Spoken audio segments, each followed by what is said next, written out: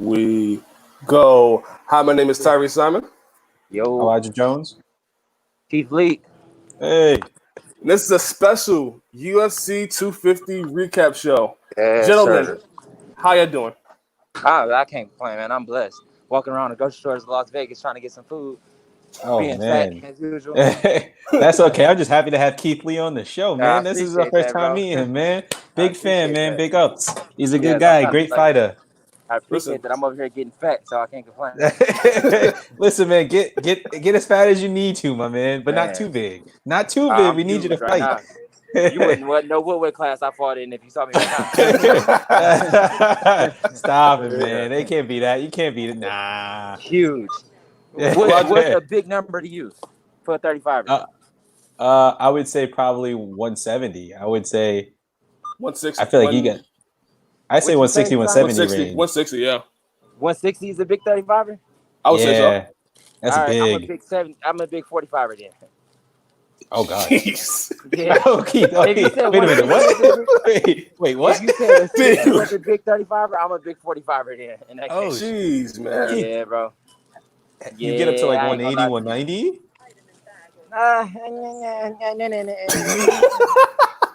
I'm not gonna lie, that's crazy. I'm impressed that you could cut all that weight, but God damn. Yeah, I've never been as big before. I'm not gonna lie to you. The first time I saw the number, I'll tell you off camera, but the first time I saw the number, I was like, But again, I attributed it to the stress of this COVID-19 and then me having a child coming soon. So congratulations, man. Congratulations to you, brother. Congratulations. It's a beautiful thing. Happy for you. I feel like as soon as things get back to normal, I'll be back to regular size. I usually walk around no heavier than 58. Usually 58 is my max. I might get to 60, 61, but 58 is my max. I'll be way bigger than that. Way bigger than that. Like you probably look at your brother like this, like where you going? Oh, my brother's huge. Yeah, you don't want He said, never mind. Never mind. Me being big. Well, gentlemen, we just watched I think a great card from top to bottom. Elijah, oh yeah, start us off. Oh, well, tonight we had the pleasure of watching UFC 250 in the, it's UFC's going on during COVID times, and we're trying to find it, and UFC is like basically the only sport. But this night, last night, this morning, we had a great experience of UFC 250 with the main event of Amanda Nunes versus Felicia Spencer taking place at the UFC Apex facility in Las Vegas, Nevada. Our main event, of course, again, Amanda Nunes versus Felicia Spencer ended in a 5-round unanimous decision for Amanda the Lioness Nunes. Tyreece, take it away. You can call it that. I don't even know if you can call it a decision. That's not even fair. It could have been stopped in the 3rd round. Yeah, it wasn't no decision to be made. It was a landslide. Yeah, it was bad. It was bad. We had talked originally before the fight, and we were like, who do you think is going to win? And I was like, if Felicia Spencer gets it done, we just don't know how. Yeah. That was our biggest concern, because Amanda just has all the necessary tools. She has not been beaten, and she's faced some of the best competition that women's MMA has to offer. So we just didn't know how it would get done. Her biggest chance was an armbar or a leg lock was her biggest chance for me. Yeah. And that's very slim, getting that against a world champion like Amanda. But that's the issue. Honestly, I was more disappointed in the corner work that I heard coming from her side than anything. Yeah. Did you hear going into the 5th round? Her corner said, "Oh yeah, we need you to catch her with the flying teep kick, flying elbow." Yeah, I want that to was throw bad. my TV in the trash. I said, "A flying teep kick is your best coaching option." I'm in here getting destroyed. Yo, he wanted her to run across the cage and jump in the air and kick her in the face. I've never heard worse coaching in and that she said stick to the game plan. Yeah, he did say that. He said stick to the game plan. Come out and throw a flying teep to the face. Yo, I was like, oh, wait a minute. What fight are you watching, brother? You can't land a jab. You think you're going to jump in the air with a kick to the face? Yo, jeez. Son. It was bad. It was real bad. Yeah, That was the worst part of the fight for me. Yeah, the I give cornering. all props and all heart to Felicia though. Oh, because to stand 100%. there and take that amount of damage and never once thinking about quitting. I take my hats off to her. Yeah, I don't think there's anyone I know who could take that. That beating was bad. The legs, the leg kicks from round 1 to round 5. There were points where she could not physically move. Yeah, it was bad. But leg kicks are not the talk of the fight right now for the whole night. Yeah. There was a TKO through leg kicks, and that's been that lower calf kick has been very popular. I didn't have what's his name, Perez. Mm-hmm. I didn't have Perez winning that fight. I definitely didn't have Perez winning that fight by stoppage. Going into it? Yeah, it's interesting. Yeah, going into it, I didn't have Perez winning that fight. Wow. Okay. Yeah. I thought it was either gonna be a submission stoppage from Jussier, or I thought it was gonna be like just a veteranship. I thought he was gonna out-veteran him. I thought he was gonna take him into the waters. I definitely didn't get stopped by leg kicks for sure. I mean, that's the growing trend. Yeah. Can I ask you something though? Yeah, go ahead. That lower calf kick, how does it? I mean, you're a fighter, obviously. When you get repeatedly kicked like that, how does that really tell us how it really actually feels? Is it that nerve that really stops you from moving and all that? So it's one of those things. I've always explained this to people, especially when we first start training. It's one of those things. You could take a punch to the head and get put out cold and not feel any pain. There's a difference between feeling pain and then going out. Because when you go out, you like, oh, damn, I got put to sleep. Oh, okay, let's get back to the drawing board. With a leg kick, you feel it immediately. It's one of the only punches or only kicks in MMA where you feel it immediately. Especially a calf kick, it shuts down your whole leg. Even with shin pads on. You can have on huge shin pads and not be going that hard. You throw 2 or 3 calf kicks, it shut down your entire leg. It's weird. It kind of feels like you got somebody else's leg on and you don't know how to work it yet. It's just one of those debilitating, and it's almost immediate too. It's not like a kick to the body or a kick to the head where you feel it afterwards. You feel it immediately, as soon as it lands. It's bad, especially the kicks that Perez was throwing. You can't take it to the and it's really hard to check it. I know my head coach, he's probably the only guy that I know that has a really good game plan for checking them, which I'm not going to say, obviously, because then everybody going to say of course. For sure. But he's probably the only one that I know that knows how to check them. And still, even with his technique, you still going to take a lot of damage if you don't do it exactly right. Fair. Thank you for that.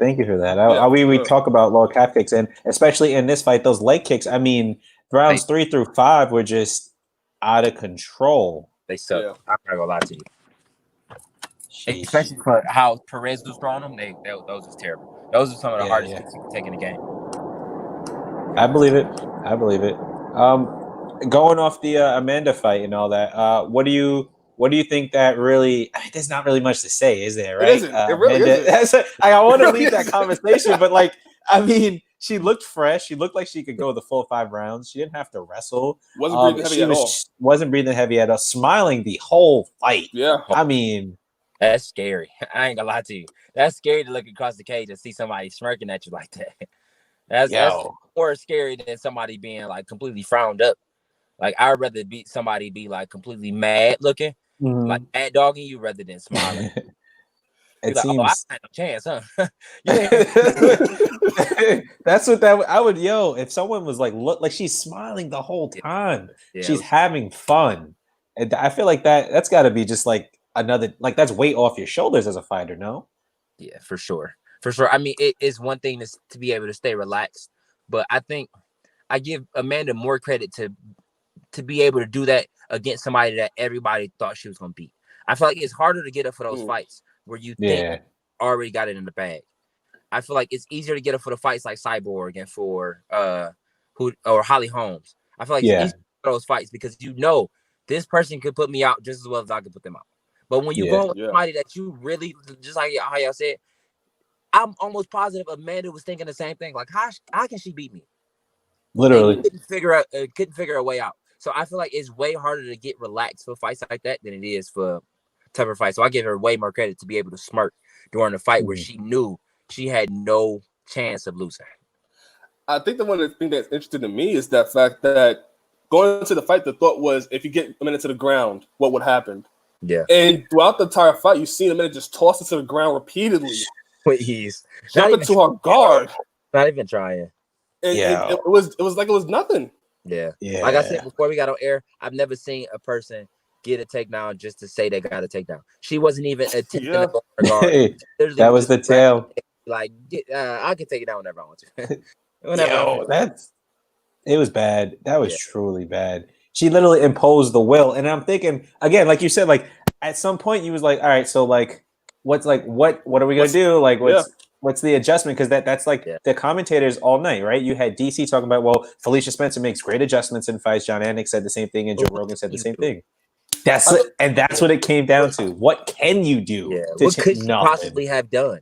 I honestly couldn't wrap my head around a game plan that she possibly could have done. It definitely wasn't a flying teeth kick to the face. That wouldn't have been in my suggestions. But I don't know what else you do other than pull guard.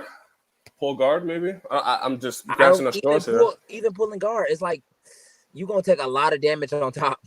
Yeah, she was throwing a lot of heat from the top, and she threatened that back take like 3 or 4 times. So it's like, do you want to pull guard and get finished? Or do you just chalk it up to its levels to this game and you just go back to the drawing board and try somebody else on your own skill level? I feel like she had the nigga choked in the 4th round too. Yeah, it was tight too. Yeah. But that shows Felicia's toughness. It was tight. Most guys would have been like, all right, I can go out respectfully. She fought it off. I mean, again, last 10 seconds of the round, it is what it is. But I feel like again, if you could have finished it just from the force alone, because it looked like Felicia actually was able to get the hand out of it almost, right? But I'm gonna say she able to pull her hand down or arm down. So I was like, oh, like wow, but like, just the fact that position was taken and flawlessly is just like, yo, come on. Yeah, it was bad. It was bad. My biggest question out of this is just who's next.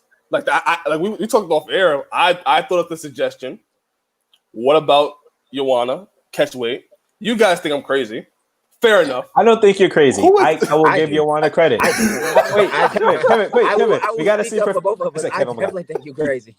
Keith. I apologize about that. First off, 2, Joanna is phenomenal. We've talked about this. Joanna is phenomenal. Absolutely. And we're not saying that she can't. They probably spar at ATT. That's their fight camp, right? Yeah. But at the same time, Amanda Nunes walking around is at 5'8", 170 off air, right? On air, 145 or 135. Joanna's walking around at 115 to fight or 125 at the most. 140 Come is on. her biggest, I'm assuming she don't get bigger than 140. I just don't. That just the size advantage. Maybe skill wise, sure. With Valentina.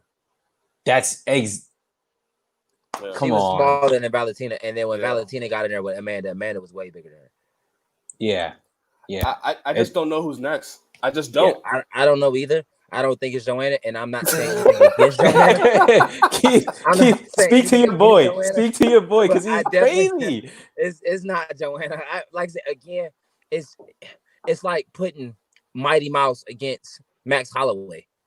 It's why would you do it? It's like you can if you want to. You can. But, I mean, they both great fighters in their own regards, but this is why we have weight classes. It is weight classes for a reason. If you want to, Tyriece, please. Hey, hold on. Hey, listen, we're about to have Anderson Silva versus Conor McGregor soon. Apparently, listen. Crazy. I mean, you can do Joanna versus Amanda. You won't have a job as a matchmaker the next day, but you can. I mean, nobody will be knocking on your door to matchmake fights no more. But you can do it. Exactly, man. I don't know what to tell you. Exactly, there's nothing against it, but would it happen? No. No, of course not. Anderson is way. I think they're about the same size. Anderson don't cut too much weight. He doesn't look like he does. A lot of people get mistaken of how big Conor is until you see him in person. Conor's a big guy, bro. I feel like he's more to be able to make 45. He's a big guy. Yeah, he's wide, right? I assume he's not. He's like maybe like 5'9", but like when he came out looking at welterweight, he did look like he was a lot, a little bit broader than usual. Big dude. I figured. Walks around at 80, low 80s to 82. Wow. I'm assuming he don't walk around no lighter than that for sure. Yeah, he's a pretty big dude. I could see that. It's way of a closer margin than Joanna and Amanda, for sure. That's what American fantasy book. Man, listen, man. Try that shit in UFC 3. How about that? See if that shit work in UFC 3. And then as soon as you do that, the game gonna uninstall itself. And like, okay, we got a problem. You can try it if you want, even on the game. Yo, Keith, chill, bro, chill. Oh, Jesus Yo, Christ. he said the shit's gonna uninstall itself. Yo, he's not wrong, son. He's not wrong. It just wasn't gonna happen. I agree though. For Amanda, there's nothing else to be said. I think you just sit out. It's not even a weird situation because she's been in it before. Exactly. But it's a hard situation for her to be in because it's like, who's next?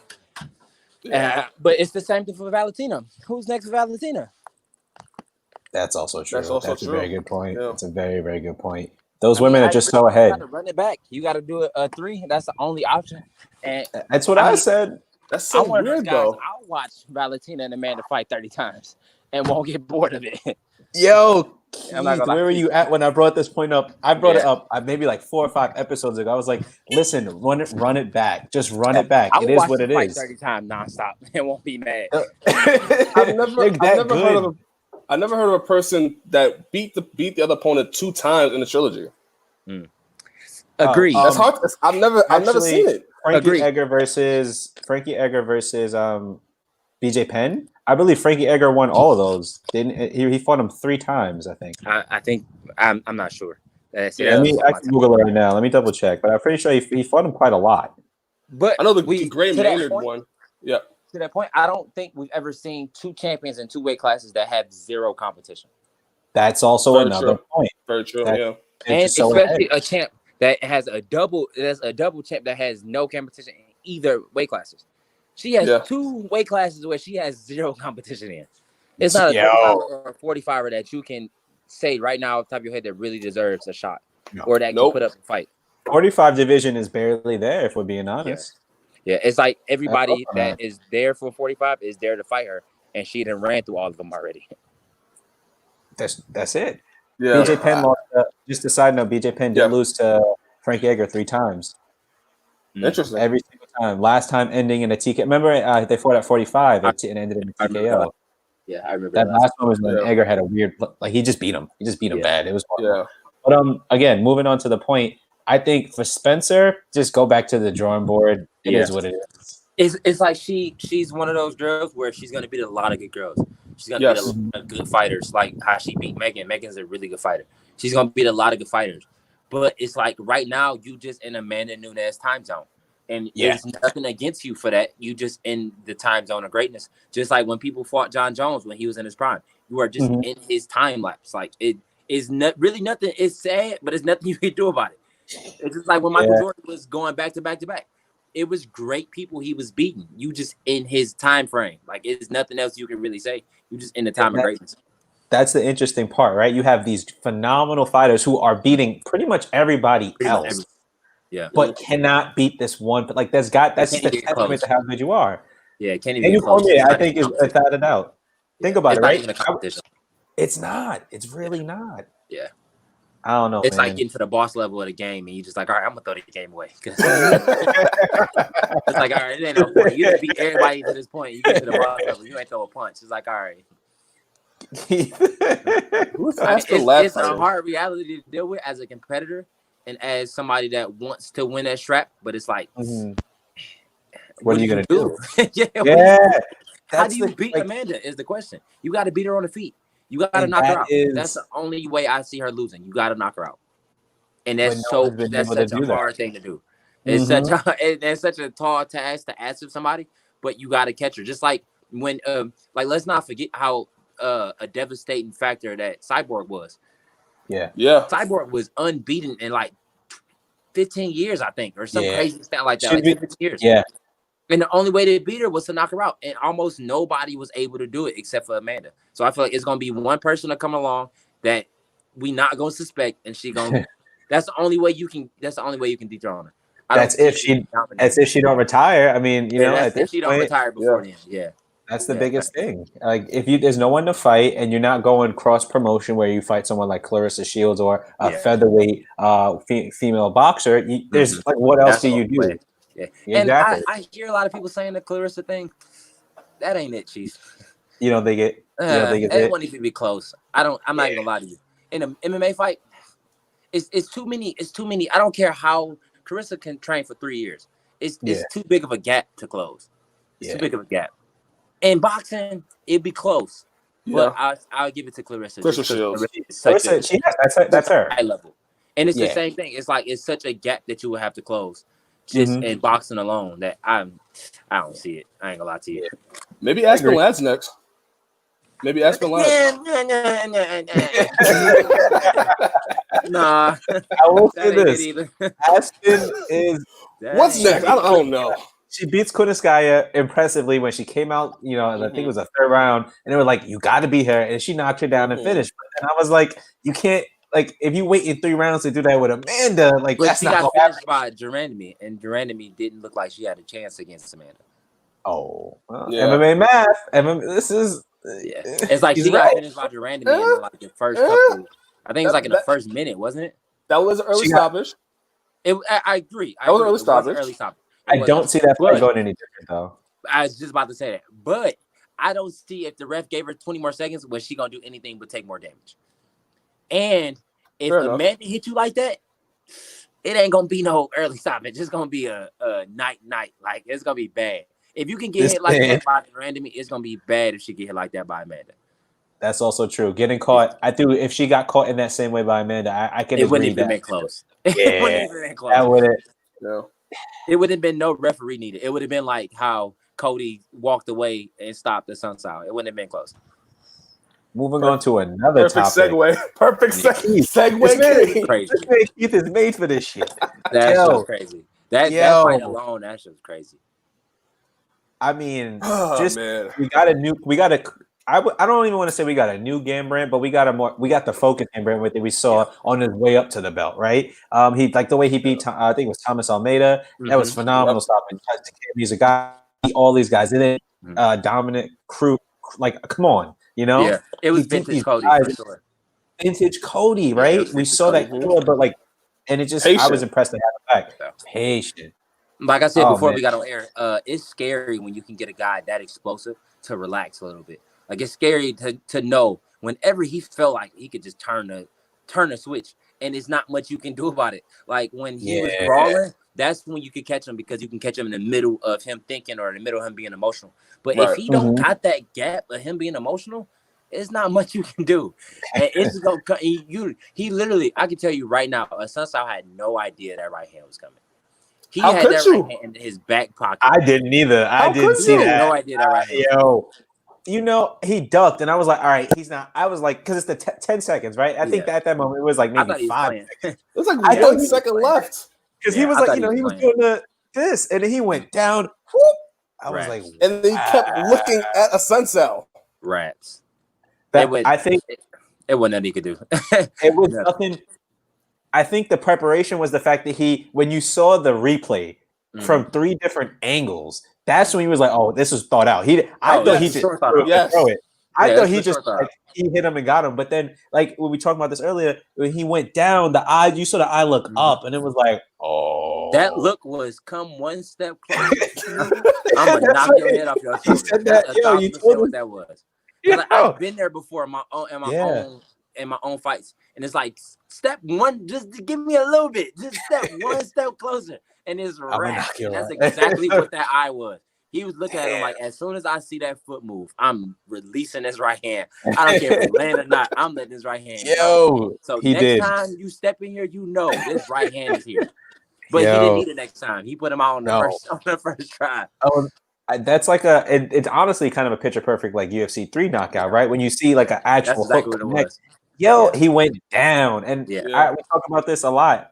Sunsao was one of those people in the division who I don't think it's just unfortunate that he never got to fight for the belt because he at a certain point he was just that like he was top tier. He was always top 3, he's always top 4 5 for sure. Yeah, and he just never for what it was either he got hurt or they just never gave him the belt. I'm sorry, not the belt, the title shot. So it's just sad.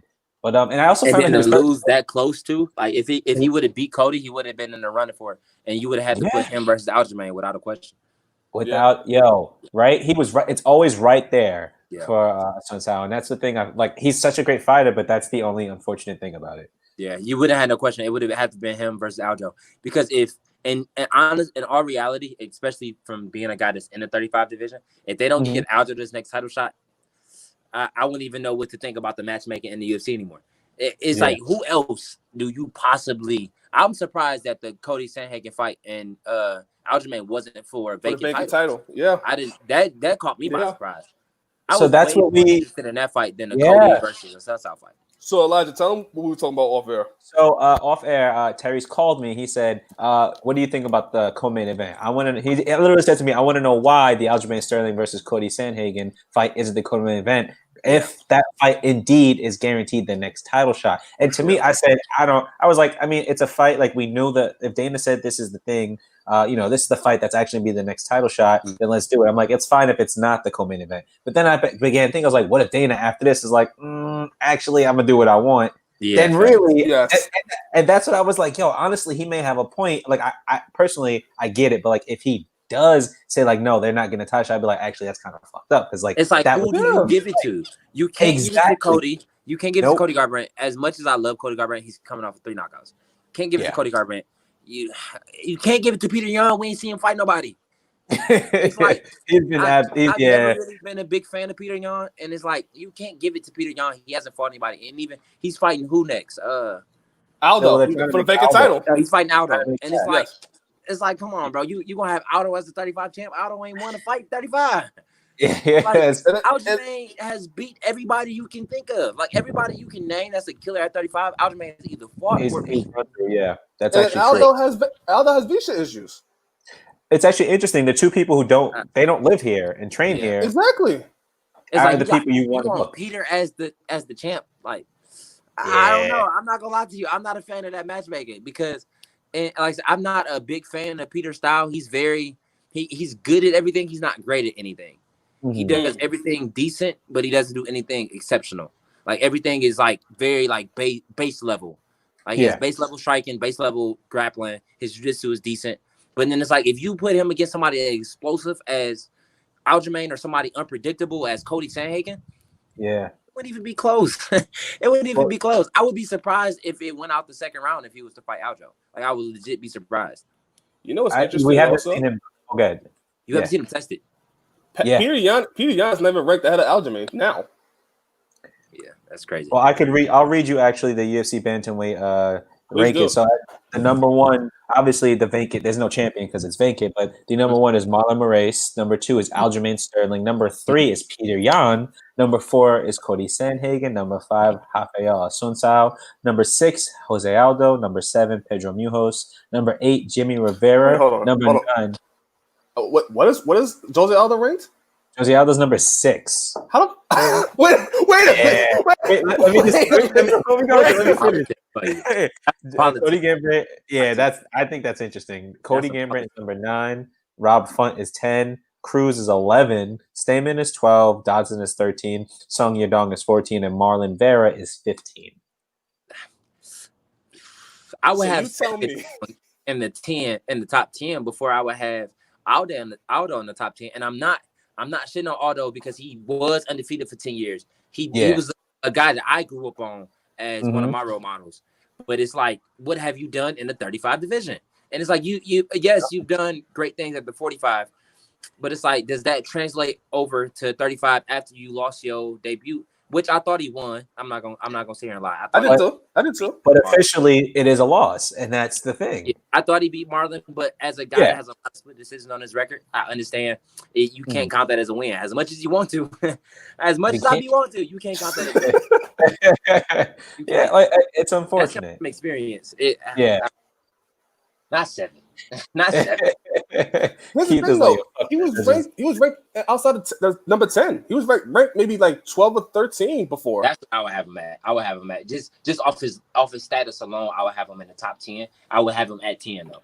And just off of his status alone, off of being Jose Aldo, I would have him at top 10. I wouldn't let him break the top 10 without a win. Like, that's crazy. Not the top. He broke the top 8 without a win. We have the most stacked division in the UFC right now, without a question. And in the most stacked division, you haven't won a fight, but you ranked number 7. I don't understand. Yeah, it's actually kind of interesting. That's a good point you bring up. Without winning a fight in the 135 division, you're still top 10. And I can see if he did it in other divisions, like women's division, like a 45 or a 35, or even a 70 division. That's pretty clear, and you don't really have, or a 205 division, I should say, where you don't have a clear contender or somebody like a pack of guys that you can have a contender. But you have 7 or 8 contenders at 35. It's true. Guys that deserve a title shot, and it's like, do you put him at top 7 in that division of a Shark Tank? I don't know. Yeah, and the thing with that also, he was ranked, I think, 14 to 15. So how did he jump to number 7? That's yeah. I think the last time we checked this, I don't think he was this high. Like, I'm pretty sure he wasn't this high, and that was maybe 2-3 weeks ago. Yeah, he was not this high. Is the question. Who is he? What was he ranked at featherweight before he left? Is the question. Oh, he's probably that's a long time ago. I would assume he was still top 10. I would assume because he fought Volkanovski at 45, and you put him in top 10 or top 8 at 35. We got some issues. Yeah, it's true. I can imagine he was higher than 7 at 45, though. He couldn't have been.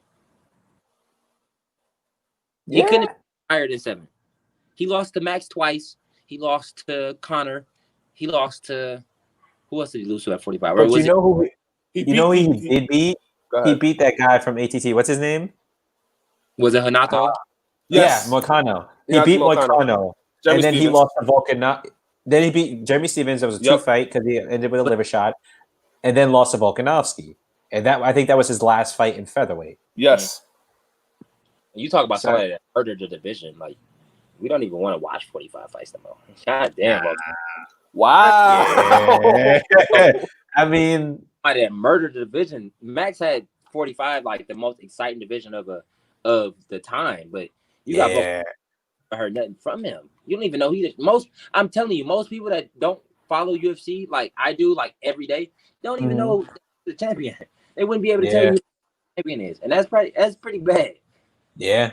No, you got to be a fan. I think that's the interesting part, right? Well, being an actual fan, or then just someone who just watches the sport when it's on, there's a very big difference, and it's obvious when you talk to people. You can see that difference because they won't tell you what's actually going on. Like, some people will say, "Oh, like Uriah Faber, like it's not a bad thing, but like Uriah Faber should be fighting for like another title." But it's like you know, I get it. Yeah.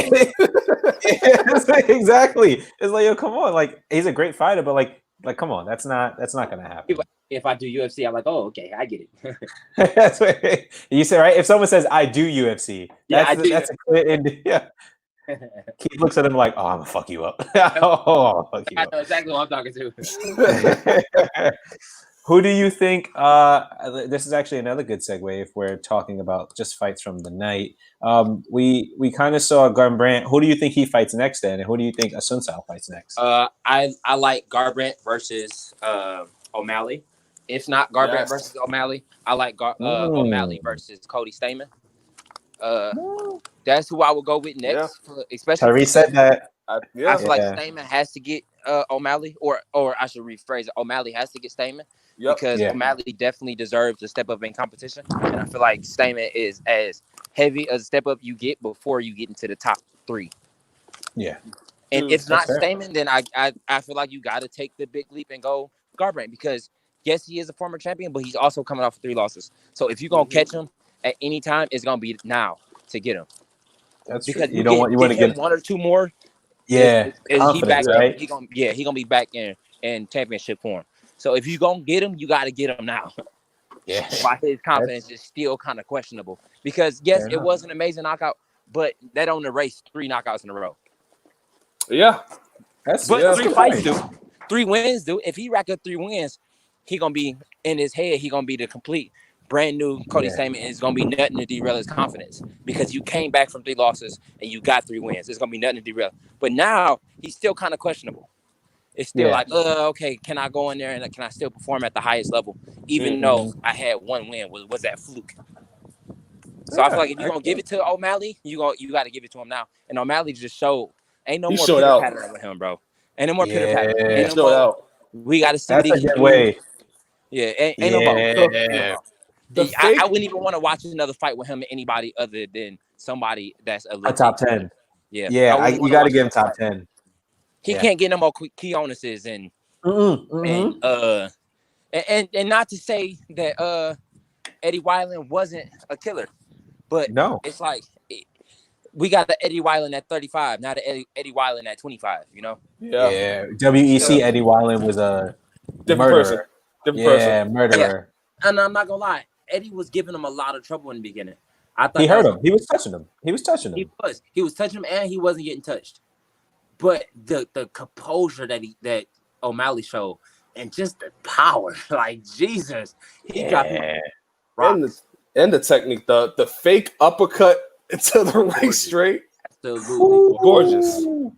To be able to make those reads that fast is something crazy. It's because I saw the uppercut. That's what I was calling for the whole time I was watching it. Mm-hmm. I just kept screaming, "Come up the middle, come up the middle." I thought he was gonna come with a flying knee or uppercut, because Eddie does have a tendency of going to that herky jerky, head off the line motion. Yeah, he does it every time he goes into a flurry. His head drops a little lower than it's supposed to, but as soon as he goes to throw, his chin gets tucked all the way down into his chest. So I was immediately saying, "Come up the middle."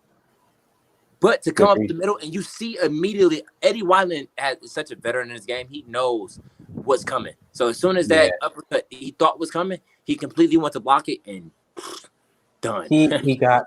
I didn't.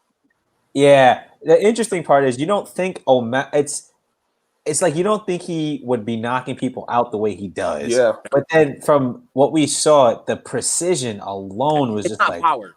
It's precision, power. right? Yeah, that's what I keep trying to explain to people. Yeah. Be confused by guys like him that's that long, or guys like, or even Cody Garbrandt. Garbrandt has power, but that's not what's knocking guys out. Because you look at heavyweights that don't knock guys out like that. Like you look at somebody like Rumble Johnson, who has 1,000 times more power than Sean O'Malley, but he's not putting the guys to sleep like bags of rocks like that. Like, he stuns them. It predominantly stuns people and then finishes, which is works. Exactly. Or you look at somebody like John Jones. John Jones has way more power than Sean O'Malley. It's not even on the same scale.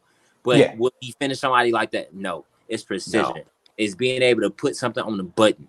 Like, you can't take a cleaner punch than that. Like, when you get hit physically on the jaw like that, a lot of guys don't know. You can't take a punch like that. Like, it's like physically impossible. Like, it was clean. It was clean. Like that. You can't.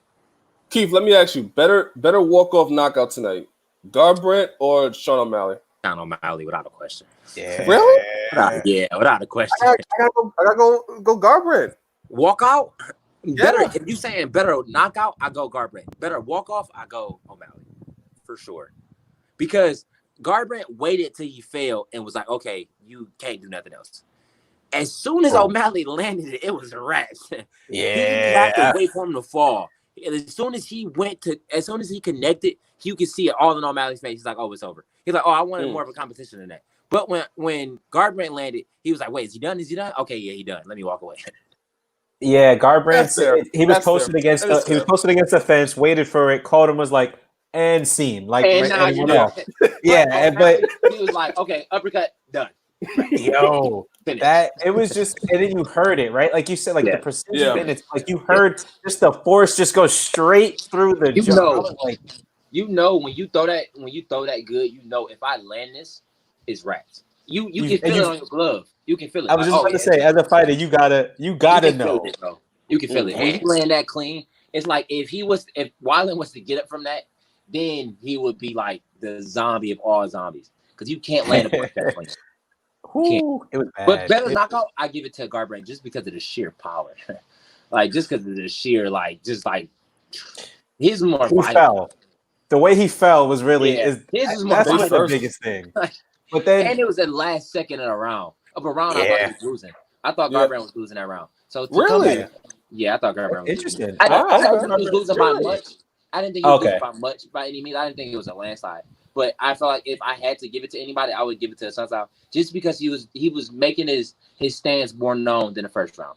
In the first round, I gave it all Garbrandt, and I feel like the only reason I would give it to Sunsow because he was making his stance known, like I'm in here to fight and I'm not gonna go nowhere easy. And you can tell he was giving it more of a challenge than he was in the first round. That's the only thing I gave to him. And this is just a little piggyback here, but that's the issue that I have with the Sun Sal, right? Like, you just know how good that man can come and fight, but it's just like is always something. Yeah. Twice. I mean, and he was coming out that second round. I thought that was a great round for him. Like I said, I didn't think he won by far, and I wouldn't be surprised if Garbrandt would have took that round on some judges' scorecards. But I felt like it would be more split than it would have been a complete decision for anybody. Got it. That makes sense. Yeah, I can see it going either way, but not after that. Not after that. That's the way to close the round. Actually, I do like that matchup between Garbrandt and OMalley. That's very interesting. I do like that a lot, and I think that's very big step up in competition because it does bring OMalley from here to here in terms of like, give me the belt now. I think that does put him in a very big place. So, but it's like who else do you give him? Because like y'all said, they hype in Peter Yan and be somebody that I don't think he is, and they giving him a title shot. So it's like if it wasn't for them giving him a title shot, I would say Peter Yan and OMalley, or somebody like even Aldo and OMalley. I would love to see that. That would be crazy. That would be good. They would go to war. That would sell. That would sell. I get that. That would sell crazy. I think Aldo pulls it off just off of veteranship. Yeah, but if I would have to put somebody with the same amount of it's hard to say the amount of what's the word I'm looking for? The amount of not skill, but the amount of time he has in the game. Experience. Yeah. The amount of experience O'Malley has is hard to explain because he was out for 2 years. And that amount of period that he took to improve himself is insanely valuable. Different fighter. It's completely different fighter. Yeah. It's a lot of people don't take a lot of time or take that time to really improve themselves. Like guys get injured and you see they just like kind of on the couch and they just come back and they need a tuna fight. He took that time to become like a completely different version of himself. It's like y'all gave somebody that scary that much time. It's like, that's a problem. And apparently his jiu-jitsu was good too. Because he was doing Polaris events. Yeah. I watched part of it, and he's pretty good. Yeah, it's like you can't give a guy that young that much time to improve. And it's like it won't show on paper his experience. Yeah, but he has a lot of experience in this game. That's interesting, right? Like when you talk about not having a lot of fights, but actually having a lot of experience in fighting, and that's a lot of things people don't understand too. As I'm sure you have to tell that to people who aren't fighters, that you have to understand the experience that you have fighting doesn't necessarily mean that you have been in X amount of fights, but it's the amount of time you spent actually fighting. It showed in the Alonzo Minifield fight because Minifield had 9 fights. I have 9 fights. You can just see the difference. Yeah. It's like he's only been out the first round once. And you can see once he got to that second and third round, he was throwing pillow punches. Like he couldn't lift his arms. And it's not because he don't got the power or that he's not training hard enough. It's just like a lot of people will get in that situation and be like, oh, he needs to go harder and train or he needs to do more cardio.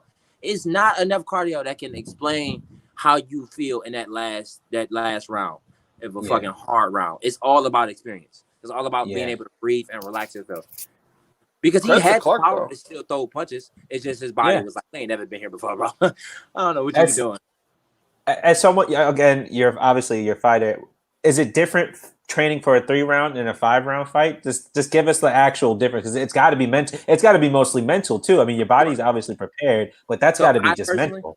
For sure, us all mental. Like I personally never trained for a 5-round fight, but I've watched my brother. I've watched other guys, like high-level guys, train for a 5-round, and I can see the difference. Honestly, I'm more of a 5-round fighter. That's why I can't wait to get to the high levels and really show it. Other than just in it, it's because I don't get started into the second round. Like I'm one of those guys. Even in sparring, like yesterday, we sparred 8 rounds, 5 minutes, and I didn't get started into the 4th round, the 3rd round. That's when I start really like sweating and really getting going. But you got other guys like my brother. He gets started in the first 10 seconds of the first round. It's like immediate.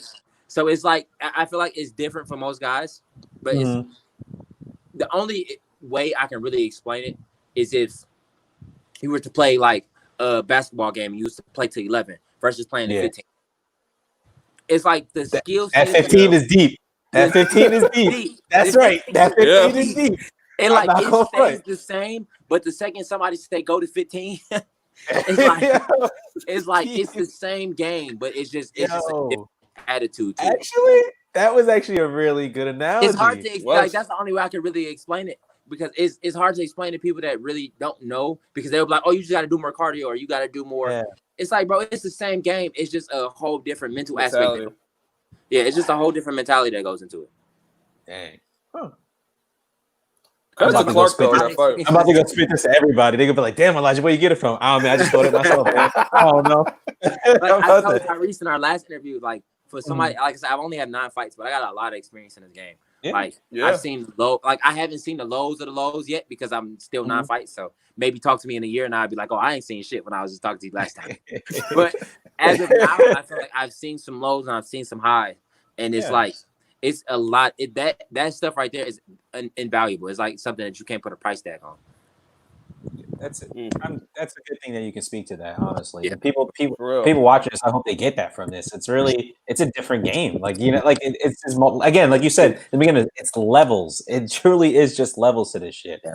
And it's not even something that can be trained. Like, it's like you can't train to be on a different level, or you can't. Well, you can, but it's that level that I'm speaking on is not something that can be given in the gym. It's something that's earned in a fight, like earned in like that you earn experience. Yeah. It's not a workout that you can do to gain that level. Like the level that John Jones is on, I don't care what workout you do in the gym.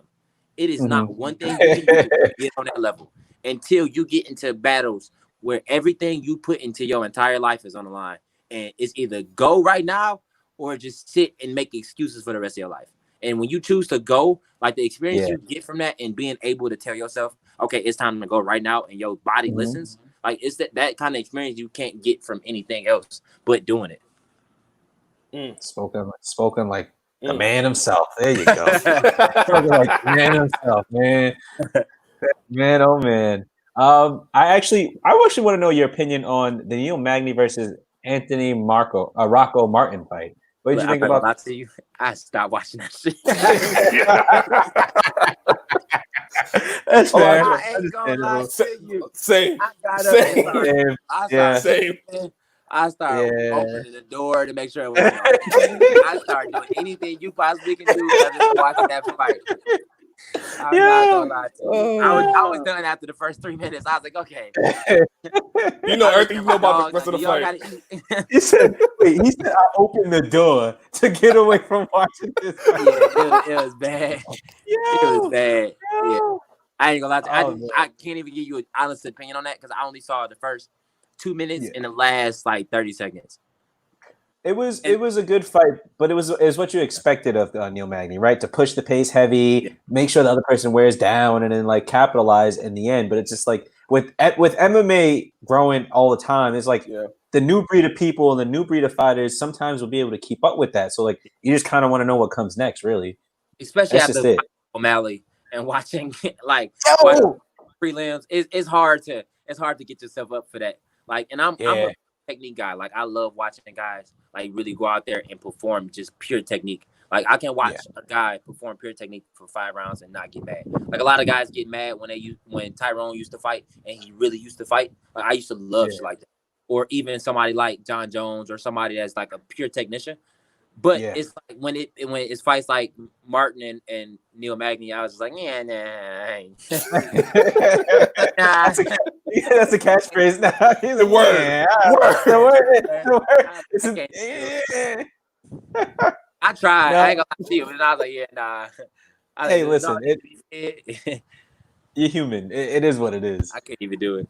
But it was a great card. Other than that, I didn't. It was. Watch the fight, so I don't know if it was a bad fight or not. But the rest of the card was pretty good. How do you feel about Chase Cooper? Too soon, right? Too soon, right? Too soon. I've been saying this since the kid made the debut in the Dana White Contender Series. He just not that. I really like. I'm not gonna lie. He's just not that. And it's like you can make somebody be that and make them believe that they that. He's just not that. Like it's just not. I don't know. He has something. He has something. No, don't get me wrong. He got something. He's not an amateur that don't belong there. He belongs in MMA. He belongs to be a pro. Does he belong in the UFC? I do not believe so. That's just my personal and honest opinion. It's like I didn't think that. Okay, people gonna hate me for this, but he don't got nothing. Nothing. Not he. I know amateur boxers that box way better than that, bro. And I'm talking about like young, like 4 or 5 year olds that know how to throw damn. Only thing he can throw is a 1-2. And then after he throw it, his chin is up in the air, higher than anybody's chin I've seen in a long time. Well, that's the issue with the David Tamer fight, right? Like he got cracked, and it was like, whoa. Good point, Elijah.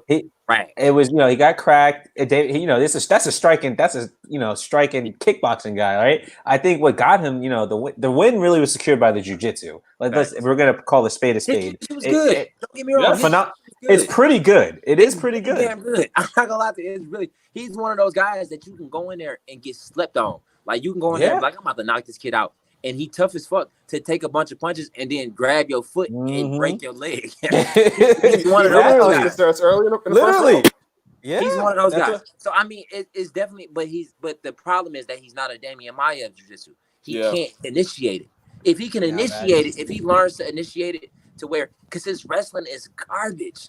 His wrestling is really bad, but his jiu-jitsu is like his jiu-jitsu is top tier. For sure. Yeah. But in order for that to translate, you have to have some type of wrestling. You have to be able to initiate it. Because if you can't initiate your jiu-jitsu, you're not pulling guard on no top 20. That's a pretty good point, actually, because Damian Maia's wrestlings are really good. And I don't think he gets enough credit for that. That's what makes his jiu-jitsu threatening. For MMA, right? That make you do jiu-jitsu. You don't have a choice if you fight somebody like Damian Maia unless you take the Tyrone. But Tyrone Woodley is a grade A wrestler. You're not gonna see a lot of Tyrone Woodleys in any division. True. You know what's interesting? What's up? Hooper's. This was Hooper's 10th fight. He was not enough going to this fight. Again, there's a pattern. Go you see the pattern. There's a pattern. Go back and watch his 9 fights. Yeah. I'm telling you right now, he didn't fight anybody that was experienced enough to where you was like, oh damn, he beat a real tough guy.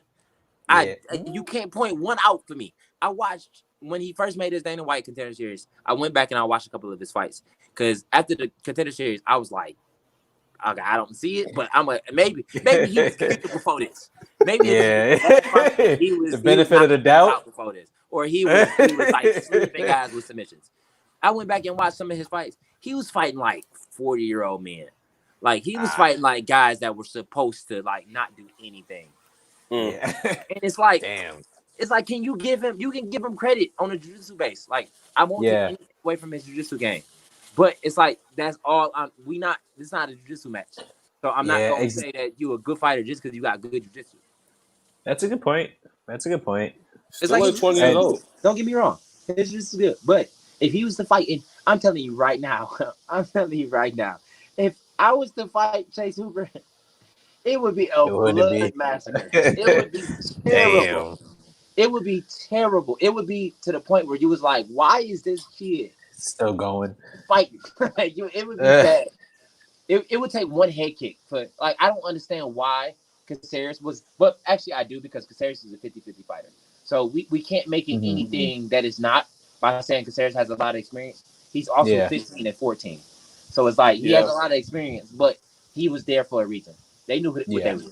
He was there for a reason. Yeah, I think the goal was to push Cooper, which is not unfair. You know, you should as a promotion, you obviously want to push your talent. That's just it, right? He could make a lot of money. He could be one of those guys that fools guys.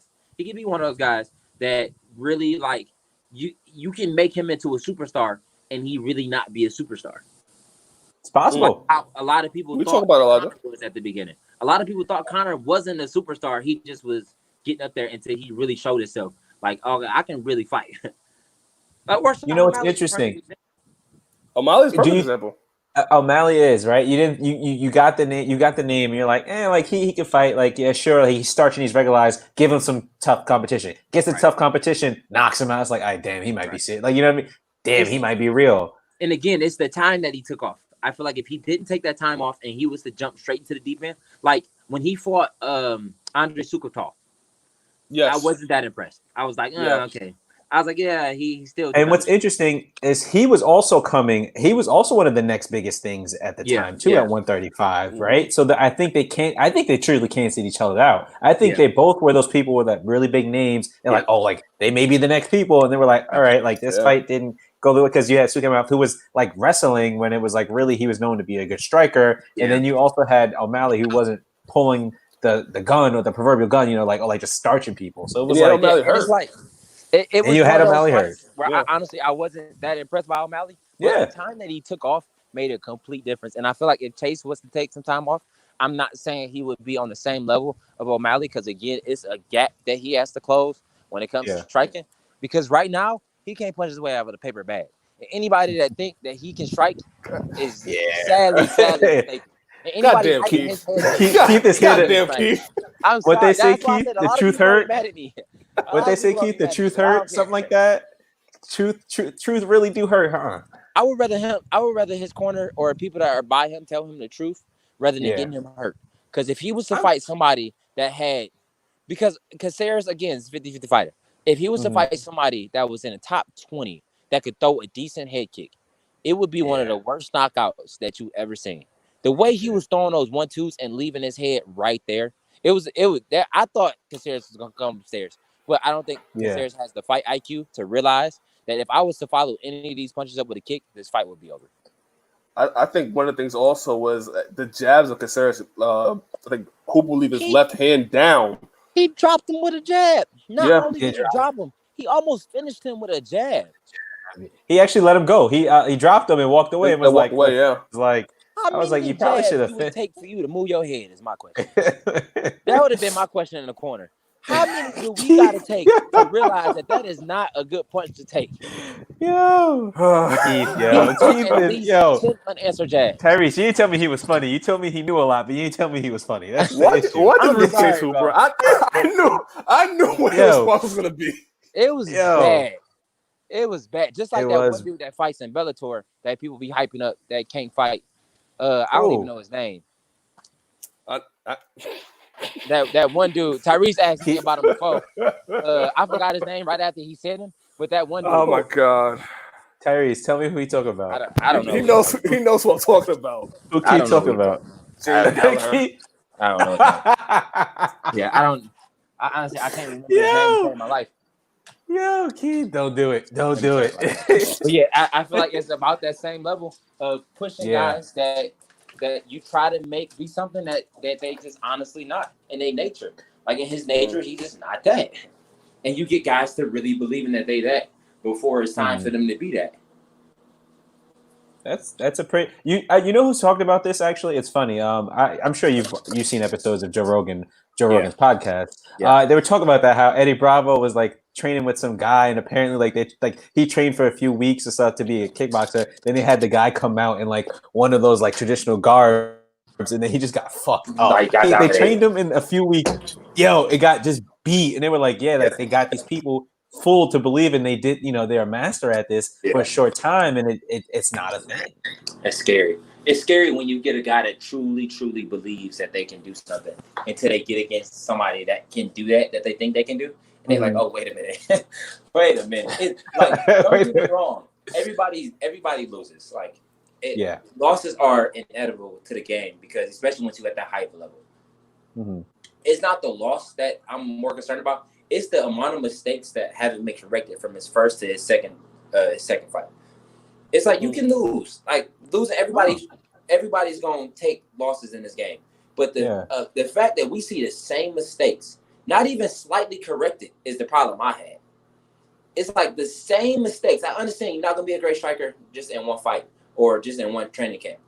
But the fact that you can't put your hands up after a right hand, it don't even look like he made that attempt to make an adjustment. Fair point. Like it didn't look like he thought that was a problem. It seemed like he was just like, oh, my striking's getting better because I lasted with a kickboxer and David Tamer. But it's like, it's not. You just so happen not to get knocked out. Until you get knocked out. I can't call you wrong. He's only 20 years old, man. He's only 20 years old. They kept giving him that benefit. I'm not gonna give him that benefit of doubt because I made my pro debut at 19, so it's hard for him. A 20-year-old. I think it's because Keith. I think it's because Keith has the experience at being young and fight. Like he's not wrong. I can't find a point to disagree because he's not wrong. He's not.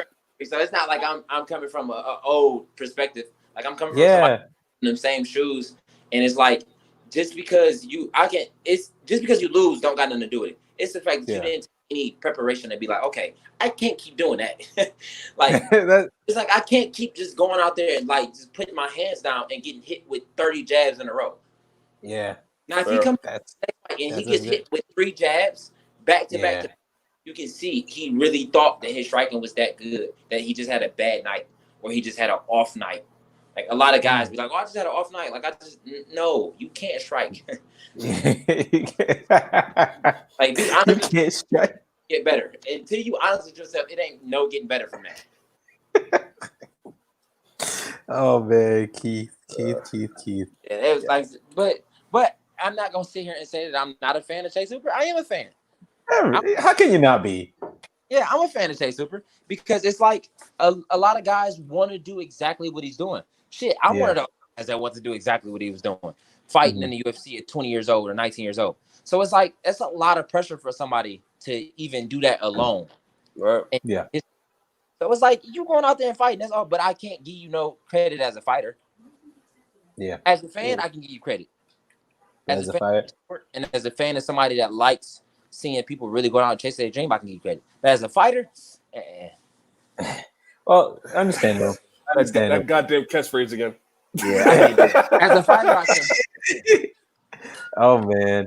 Was there anything else that stood out to you on this fight, Tyriece, that you or Keith that you want to bring out?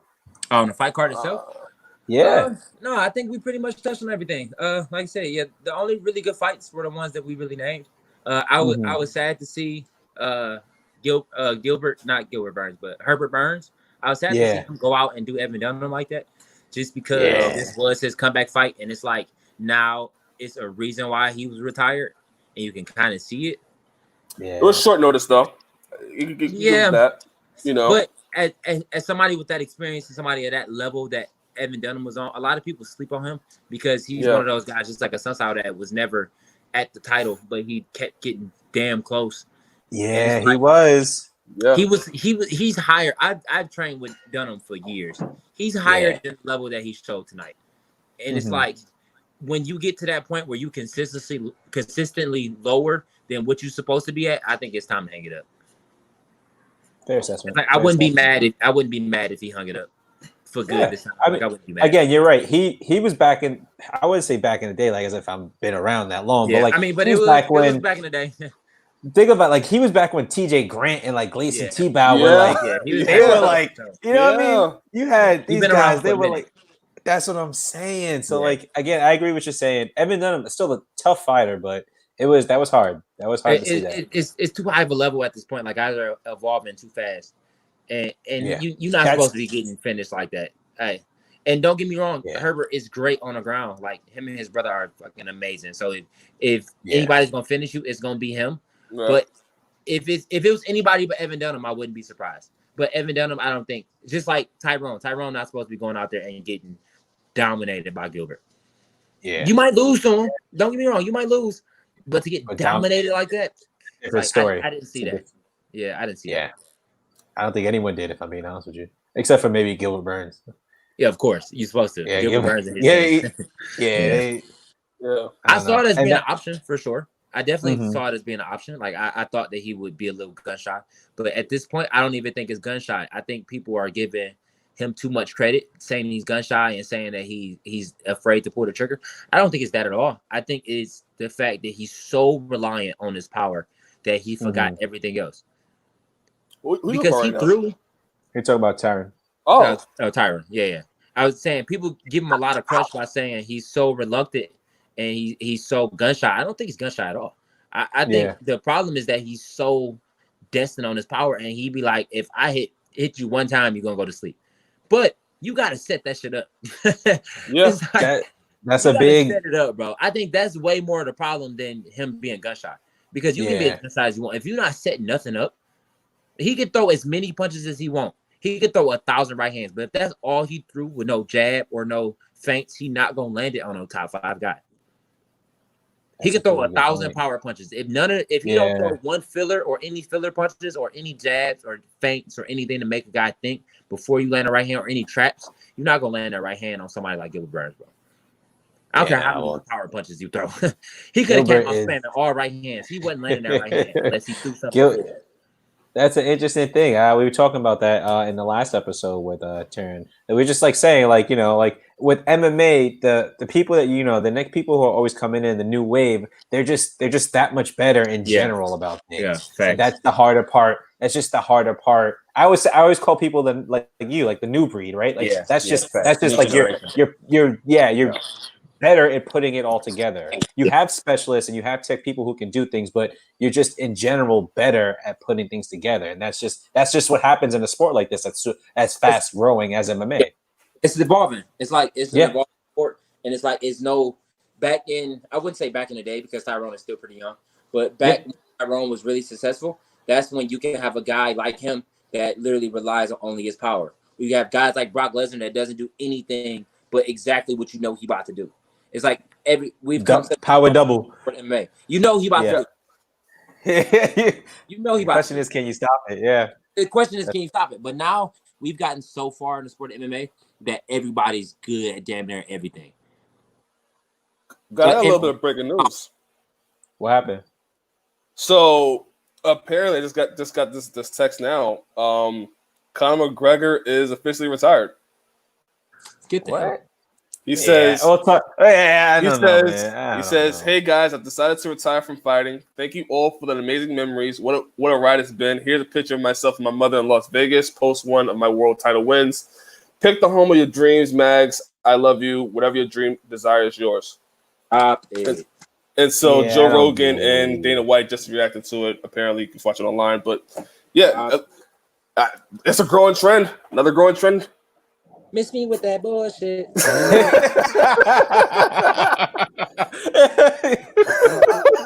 don't buy it, bro. I don't buy it. Listen, I can't, yo. I've seen 4 fighters in a span of less than a month say they're retiring. I don't buy it one bit, bro. I've heard. I have issue with UFC. I've heard Henry. There's only one. That is. There's only one. I believe it. Who? Connor's matchmaking skills. Cejudo. Yeah. He's like a kid. Cejudo's the only one. I think I don't think Connor's. Yeah, exactly. Connor is a kid. I think when it comes to things like that, he's trying to get it back onto him. Cejudo's the only one, and the reason I say Cejudo's the only one is because Ali is his manager, and Ali is a fucking genius. Ali knows exactly what he's doing. He we don't. It's no reason for us to take damage or us to try and diminish our record or our upstanding and our not record but our name for that. Yeah. You don't gotta do that fighting no young guy like Peter Yan or Aljamain Sterling. Like you don't gain nothing from that. So you might as well retire and call it a day. But with Conor, that's his way of throwing a temper tantrum until he can get the money he wants or so he can get the fight he wants. There is a trend though. In less than a month, we've seen in the UFC fighters either say publicly that they're retiring or they're frustrated with money or issues. You have Henry Cejudo who retired based on the money. You had John Jones recently saying that he wanted a mega fight, couldn't get it because of money. You had Jorge Masvidal, you had Nate Diaz. Now you have apparently maybe Conor McGregor. There's another growing trend going on. I don't buy it. Yeah, I don't know. I have to see it. I have to really see it. Everybody but him and John. I don't buy John either. John ain't going nowhere. Honestly, I don't think he's going anywhere, but I don't think he fights this year.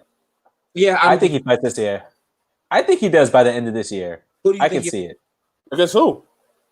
Honestly, either he gets we see him running back with Reyes, or the winner of Reyes versus the Polish Power guy, Juan. I think the only person he would fight would be Juan because I think he would come back and smoke Jan Blachowicz, or however you say his name. Yeah, it'd be. Yeah, you're right. But I think John's way smarter than taking a fight like Dominic Reyes for the second time. I think he's way smarter. Okay. Yeah. Yeah, I give him more credit than that, especially if somebody is from his camp. I don't see them even of course they're gonna entertain it for the money, or even say they'll entertain it for the money. But I see that's not happening. The Ngannou fight before I see that fight. That's fair. That's fair. I see the fight just because of the sheer, and And I train with Ngannou, but I don't see John. Not gonna lie to you. You said you don't see him beating John? No. Wow. I don't see him beating John.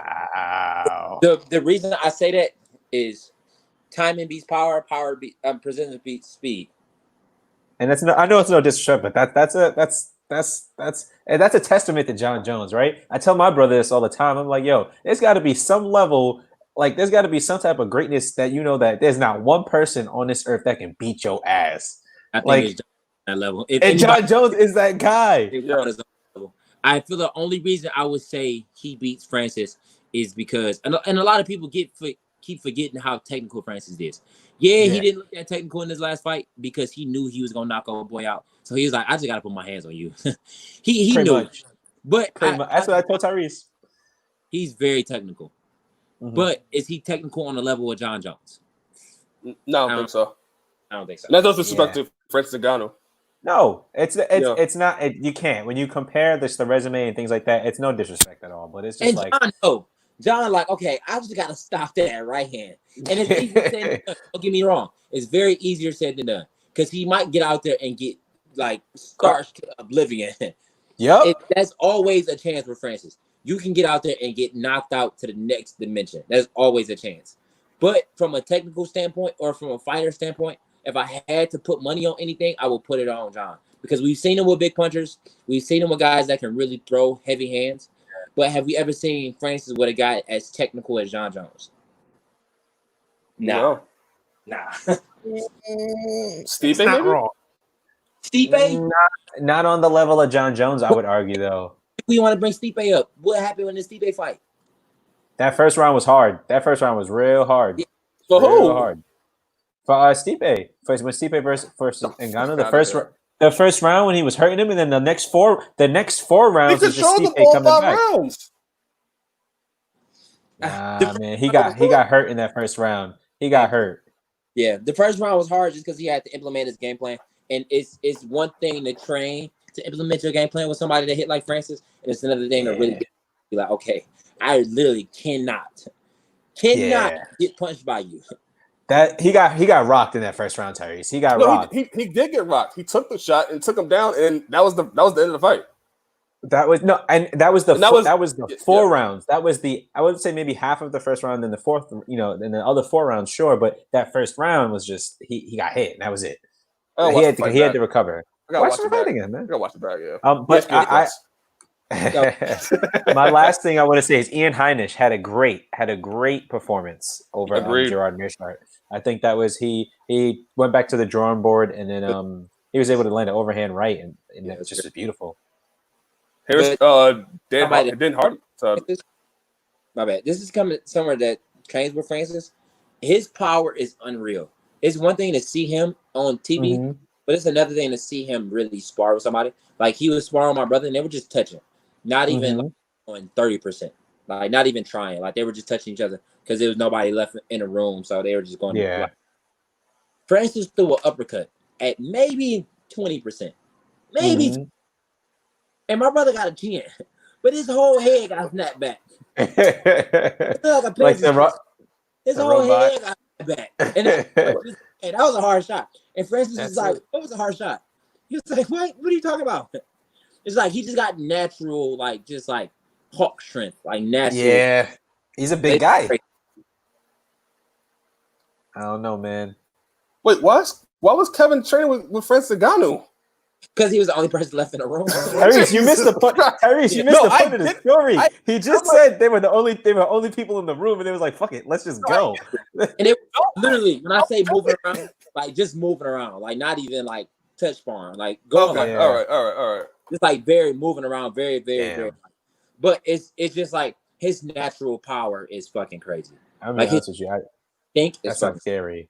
That sounds a little scary. I'm not gonna front. He's the guy you can't risk taking one punch. That's what, as you just said, you can't you gotta in the fight with him. You gotta fight him, and then you gotta think about I can't get hit by someone you're supposed to be fighting. Yeah. Y'all remember that game, Minesweeper? Yeah. It was like the blocks, and you have to pick where's the bomb at. Yeah. It's a bomb every square Francis punching. Like you can't touch one square or everything. Everything game over. Oh my God. Oh, Keith. This guy, yo. Oh man. Keith, I don't know if Terry's told you this, but at the end of most cards or the end of most reviews we kind of give the card a letter grade. I for this UFC 250, I would give it was great fights, solid matchups. I'd still have to give it maybe a B or a B plus. Wow. Yeah, Wow, okay. and that's being generous. Tyriece? Nicer than me. I would go A minus. You got A minus? I'll go A minus. I thought other than the fight we talked about, the Neil Magny and Rocco Martin fight, I thought every fight other than that delivered. That's true. I would go with B. That's fair. I would go B. I would go B plus only because of Amanda. I think that's the defining thing. Honestly, that's what kind of took my grade down was the Amanda fight. That's it. I think the Amanda fight is what took my grade down. Because I was gonna give it a B. Oh, really? It was the Amanda fight that took my grade down just because of the level of pure dominance. It's like, dude, if we rating the quality of a fight, I can't rate it on how good one person did it. You got to rate it on like actually how good the fight was. Would you watch that fight again? Would you go back and sit and watch that card again? I don't think I can. Not that fight, but the card itself. An A minus means you will go back and you will watch that card and you will enjoy watching the card. Just for the Sean O'Malley, the Cody Garbrandt, and the Aljamain Sterling performance, I will go back and watch it. Just for those three. But that's only 3 fights, Tyriece, out of a total of what? What, 10 or 11? Yeah, 11, almost 11 fights here, bro. Oh, so the whole card, not the fight, just the whole card. The entire card, I give it a B, a C plus. Yeah. He wild. He says C plus. A B or a B plus is. I feel like that's adequate. Yeah, I'll go my A minus. I'm sticking with A minus, man. That's fair. I will go back and watch it again, but it was a good card. I like the Kelleher statement fight. That was a good fight also. The Alex Perez performance was great. Herbert Burns and Evan Dunn, we talked about that. I'm going A minus. It's good card. Listen, stick to your guns, man. That's what you're supposed to do. I'm sticking to my guns, man. Stick to your guns. It's a good fight. Yuana and Amanda. Let's do it. All right. Let's get crazy. I ain't thinking crazy. Didn't say that. Somebody wrap him up. Get him out of here. Yo, get him out of here, son. Yo, he's crazy. Listen, the world is crazy right now, man. Keith, I have one question. I was watching. This is a long time ago. I was watching a Kevin Lee special because you know how they do like the right before he fights, and then there was like a vignette where you and him were playing basketball and you crossed him. I just want do you actually play, or is it like you just better than him? So I played from I was 6 until maybe I was 13, 12 or 13. Damn. Okay, so you was in league. You was in like those summer leagues and doing. Yeah. I played AAU every summer. I played in middle school. Copy. I played in high school because my doctor lied to me and told me I was going to be 5'9" in high school. My freshman year in high school, I was 4'11". So okay. I was like, yeah, this not for me, huh? I didn't even go I talked to the coach the year before, and we went to my doctor and everything, and we all talked about like how I was supposed to hit a growth spurt. Projection, So they was like, okay, yeah, we gonna have you on the team, and you can come out for tryouts, and blah, blah, blah. By the time I got to high school, I was ducking that coach every time I saw him. I was like, that growth spurt the doctor said I was supposed to have, it didn't happen. Oh, I can't make it up. Yeah, so I read. Hey, I'm not gonna lie to you. I was gonna play, but then I realized I didn't have a chance. I was like, I'm not even gonna waste time. Like, I'm not even gonna do it. I could have been one of that you see on like the news, and they be like 5'2", they see a year, and they be like starting at college. But I was like, I'm not even that like I'm not gonna. That's too much. I just had too much time. Understand? Okay, I just want to know. I saw the cross. I was like, "Damn, he actually know how to play." I saw it. I was like, "Damn, I wonder if he actually did play." I had to ask you while I had you here. Now we play basketball pretty much after every strength and conditioning class because my head coach Dewey Cooper, his daughter plays for Bishop Foreman, and she's a freshman, but she's starting on the varsity team. Well, so he's a big guy, so I assume she's probably tall too. Yeah, she's my size. Damn. and she be talking about my size all the time. Like, but she can really play. So I feel like now I play pretty much after every practice, but at this point it's just for recreation because even now the tallest I'm gonna possibly get. And I've been around some of those basketball players, and I'm like, in my head, I'm like, at least I can beat you up. At least I got that going for me. In my head, I said, at least I can beat you up. Yeah, I mean, you can get tall as you want. At least I can beat you up. I'm gonna fuck you. I'd rather have that to be like, I can play you in basketball. It's like, I'd rather be able to fight you if I had to. Yo. Keith, son, yo, you funny dude, yo. You a funny dude. For real. Yo, you a funny. This is not fair, yo. This is not fair, son. Man. Before we let you go, any news on Bellator and when they're gonna start opening back up? You heard anything? Not gonna lie, I haven't really heard anything. Which I give all my hats off to Scott Coker. I actually like this approach a little bit better than the UFC approach, even though the UFC has turned out a lot of great fights lately. Which I was surprised when I first heard the news that the fights were gonna be back on. I wasn't a big fan of the decision, but it takes a lot of gumption and a lot of balls to be like, we're gonna be the first ones to pioneer this shit and get out there, which I respect. But I also respect the safer approach, where people got families at home, people got kids that got out. So it's like, do you want to be the test dummy and just hope it goes well like it did for the UFC, or do you want to make sure that we completely out the clear? So I completely respect both sides, and I'm happy the way Bellator is doing it, but I haven't heard anything. Hopefully July, August. My baby's doing September, so I definitely want to get one before. So hopefully July, August. But after this goes off the air and I tell you how much I weigh, it's gonna be at 45. Without a question. And this is me. I've been training since the COVID started. Of course, I was training by myself and really like just going in the dungeon with it, so I wasn't really getting the same quality. But now I'm up to training like 4 or 5 times a week, and I'm still huge, bro. Huge. Jeez. I've also lifted weights for the very first time on my strength and conditioning. My assistant strength and conditioning, David Hayes. My main strength coach is Corey Goodwin, but my assistant for this COVID is Dewey Cooper's nephew, and he runs an amazing strength and conditioning program. But I've never lifted weights a day in my life until this started, and I think it's really like that's the main reason. I'm getting the big I'm blowing up like a balloon. Like I've never been as big in my entire life. Well, that happens, right? With the weightlifting in terms of fighting, like you tend to get bigger, but especially if you've never like my body has no idea what to do with any of the extra muscle that I'm adding on. Got you. Huh. Well, it's interesting.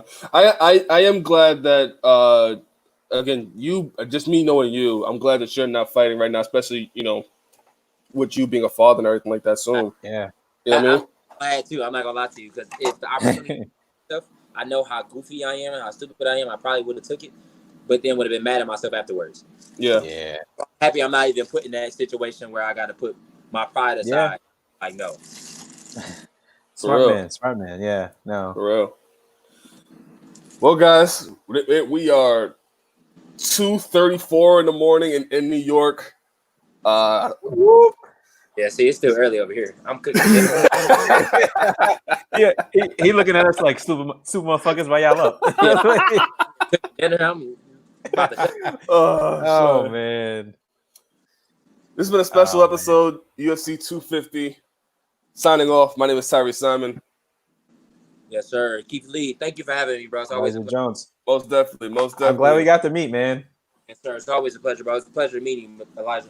Pleasure meeting you. All right. This has been UFC 250. Have a good day, guys.